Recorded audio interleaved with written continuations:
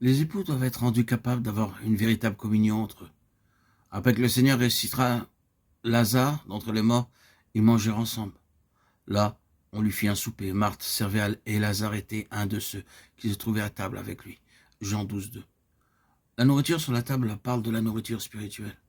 Tout comme la nourriture physique est nécessaire à une bonne santé, nous avons besoin de nourriture spirituelle pour nos âmes. Cette nourriture ne peut être reçue qu'en étant en communion avec le Seigneur Jésus-Christ. C'est pourquoi la journée doit commencer à genoux avec la parole de Dieu, avant de prendre le petit déjeuner en priant. Seigneur, nous aspirons à une nourriture céleste, spirituelle. Nous voulons entendre ta voix. S'il te plaît, parle-nous à tous les deux. Avec un tel désir, ils devraient lire leur Bible systématiquement et régulièrement, de la Genèse à l'Apocalypse. C'est ainsi que la parole de Dieu devient leur nourriture spirituelle quotidienne. Lorsque nous mangeons avec nos amis, nous apprécions davantage, parce que cette nourriture devient plus savoureuse dans la communion fraternelle. Ainsi, en lisant la parole de Dieu régulièrement matin et soir, en demandant la direction du Seigneur, ils recevront la nourriture spirituelle. De nos jours, nous rencontrons très peu de foyers chrétiens qui ont régulièrement des réunions de prière en famille. Le résultat est qu'il y a des querelles dans beaucoup de foyers.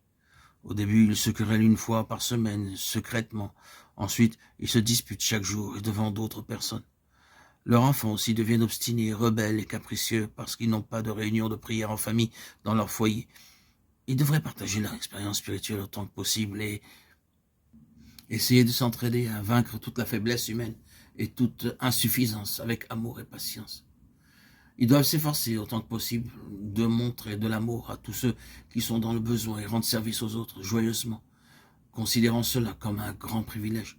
Quoi qu'ils fassent, ils devraient le faire comme pour le Seigneur, selon Colossiens 3, 23.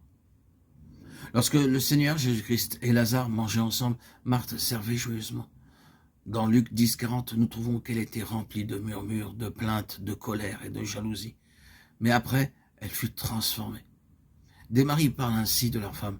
Ma femme travaille très dur, elle est propre, intelligente et active. Mais elle a un très mauvais caractère. Quand elle se met en colère, tout le monde tremble à la maison. Pour une vie conjugale heureuse, le mari aussi bien que l'épouse doivent servir les autres joyeusement, gaiement et volontairement. Les cœurs doivent être libérés de la jalousie, de la haine, de la colère et des murmures, des plaintes qui détruisent le foyer. À savoir, un foyer chrétien est un foyer de service pour les pauvres, les gens nécessiteux et les malades. Un foyer doit être un foyer d'amour, où tous sont servis de la même façon.